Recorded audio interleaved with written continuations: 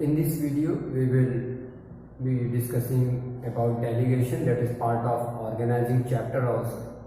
In this video, we will be discussing about delegation. What does delegation mean? First, delegation refers to the transfer of authority from a superior to subordinate.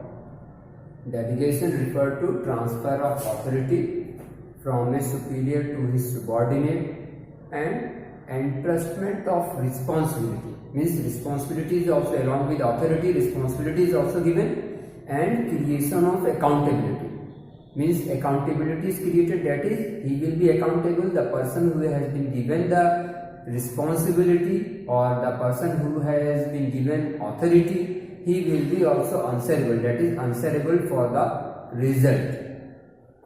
Now, delegation referred to here, important thing to note is that here delegation always takes place from a superior to his subordinate. Delegation, the transferring will take place from superior to his subordinate.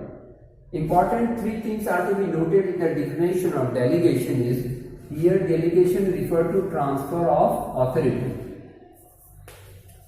Authority is transferred and authority flows downward.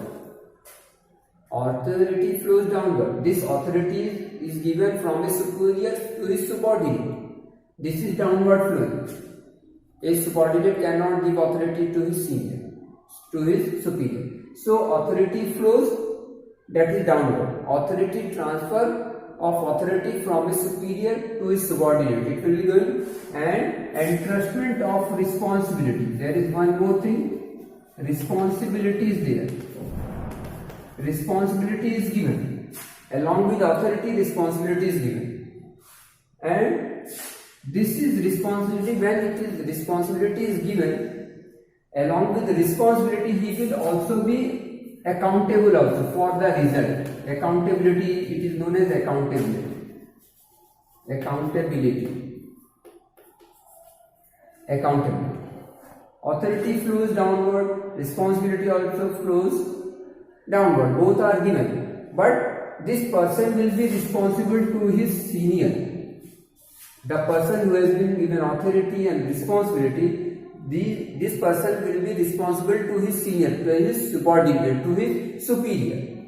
Moreover, he will also be accountable to his senior, that is to his superior. So once a superior has given authority, responsibility and accountability, all things are being given. Authority is given along with sufficient responsibility will be given, along with authority, commensurate responsibility will be given, and accountability is created. So the person will be responsible to his superior and he will be also accountable to his superior. The person who has given the authority to that superior, they will be accountable as well as responsible.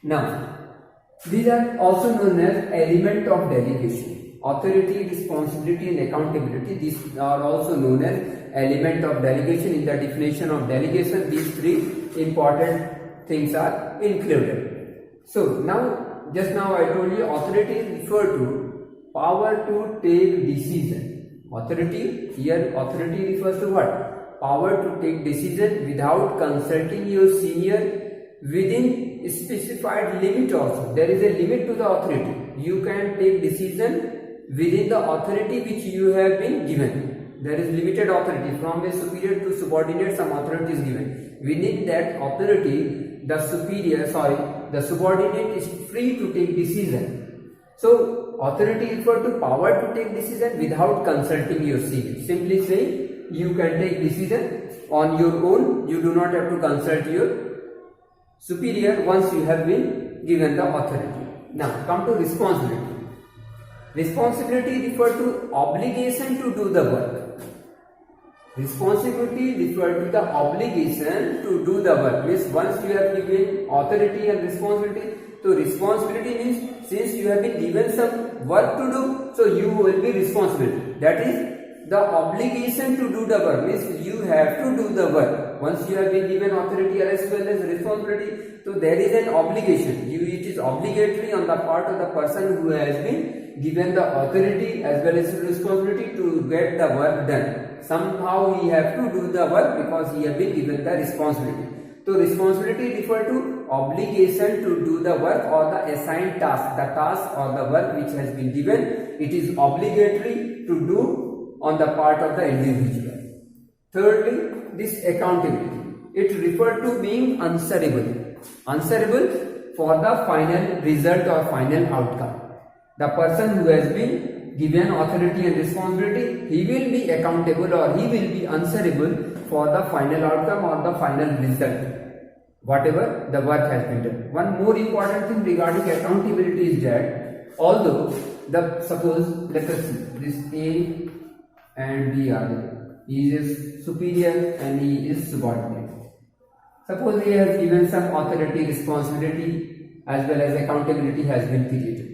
Now, suppose if the work has not been done by B properly, so B will be accountable to A.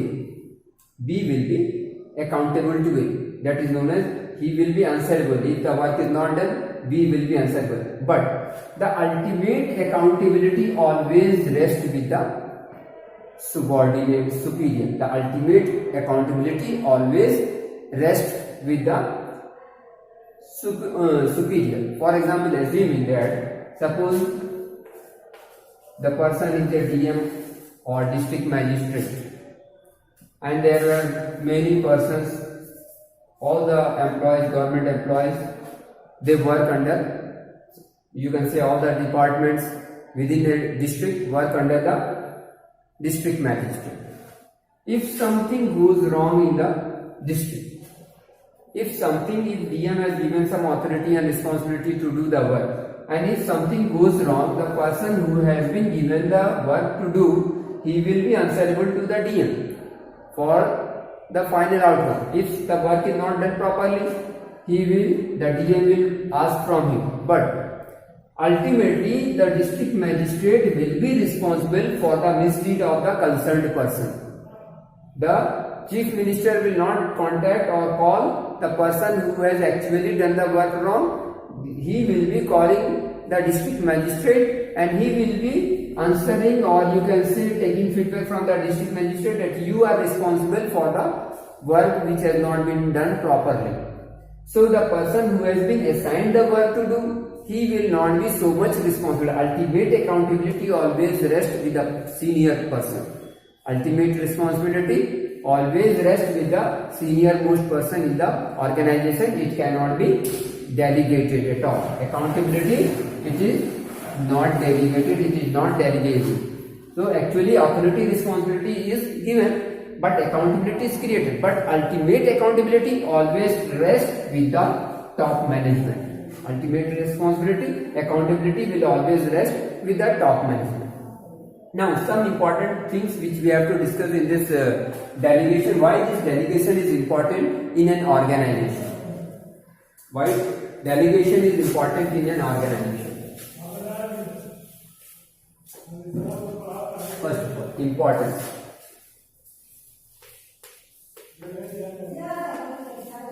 Importance of delegation in an organization.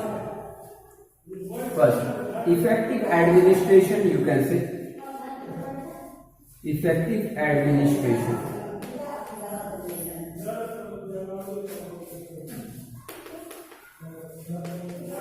Why this effective administration is there? Because of delegation. As we know, that every individual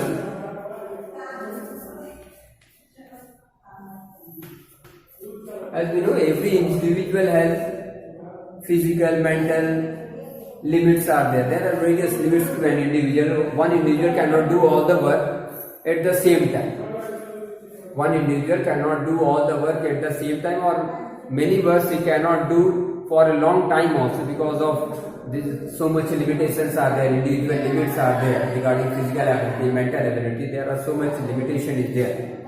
So in order to do work when the work in an organization increases, it is important that the work is to be given to some other person, some juniors or some subordinates, the superior or the person, the higher level person, the person who is placed at a higher level, he has to assign some work or task to his junior or to his subordinate.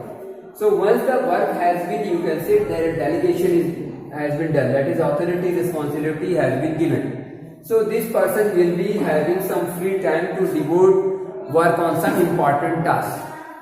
So it will result in effective administration, because suppose A is the superior and there are 3 subordinates working under him. So A have some work to do, but suppose he has some many works to do. So out of the many works which he have to do, what he will be doing, that he will be assigning some work of some lower importance to the subordinates who are working under him, and the work which are of more important nature, that he will be retaining.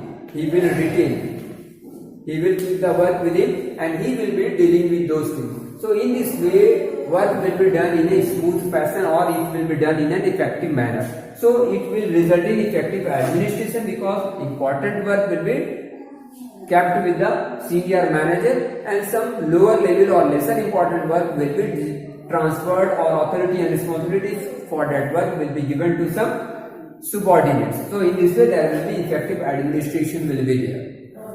Now second, you can say there is motivation of the employees will be there. Motivation of employees. See, motivation of the employees will be there because of delegation, because if suppose A is giving some authority, responsibility to do the work to his subordinates, suppose B, C and D, these are the 3 persons who are working under him, and they have been given some authority and responsibility to perform the task. Now these 3 persons will consider themselves as fortunate. They will consider them that they have some ability, some important they have, or some they have some more, they are more skilled person. That is why A has given some authority and responsibility to them. There may be many other persons working in the organization. There may be many other persons working in an organization. But why these 3 persons have been given the work to do? Because they have some important skill or ability in them. And A has selected this person to do the work because they have some special ability. In this way, the employees feel that they have some special ability and skill to do. That is why they have been given the work to do. So it results in employee motivation. They feel motivated. They have some talent in them. That is why they have been given the work to do. Otherwise, the person who is not capable of doing some work, generally no one try to give some work to them. So whenever if some person is getting work, it means that particular person has some ability to do the work. So the person will be feeling, the employees or worker will be feeling motivated, because they will be feeling that we have some special talent, that is why we have been assigned some work to do. Now, employee development. Development of the employee is possible because of this delegation, because if the work is being given to the employees, it means they will be doing that work. So once they start doing the work, then it will also result in their personal development. Their skill and ability will be enhanced. There will be more experienced person will be there in the organization, means their personal experience will grow. In this way, the employee development will be taking place in the organization, because they will be gaining more and more experience because of some extra work which they are being given. The whatever work they have been given, there will be personal development in the form of experiences also. Next, you can say there will be expansion and growth in the organization. Expansion and growth. Expansion and growth in the organization is possible because of delegation of work. Because if work is not delegated, then the seniors cannot do all the work, and then the senior cannot focus in order to grow the organization also. If work is being delegated, then the seniors can concentrate on expansion and growth of the organization. The senior can focus their work on expansion and growth of the organization, because most of the work they have been given, most of the work what they have in their hand, that will be given to their subordinates, and they will be focusing on the growth and expansion of the organization. Also, one more important point regarding expansion is growth is that once there is experienced personnel are there, means employee development if it takes place, then also it helps in the growth and development of the organization, because the experienced employee, this particular person will be working for the long time, then there will be personal development. After personal development, there will be lesser loss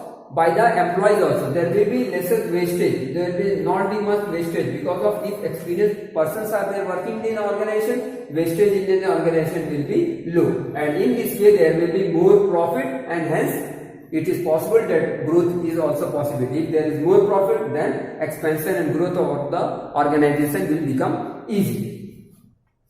Now, this is the basis of management hierarchy also.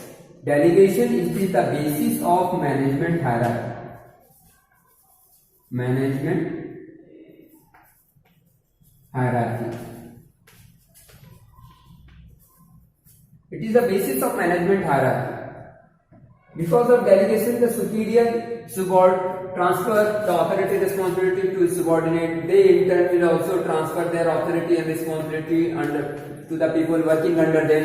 In this way, there is because of delegation, there is transfer of authority from one individual to his immediate subordinate. So there is, because of this is the basis of management hierarchy. There will be hierarchy of job positions will be there. Means A will be at the top, B and C, D will be at the middle level, and rest of the worker below them will be at the lower level. In this way, it is the basis of management hierarchy in an organ. Coordination is also possible.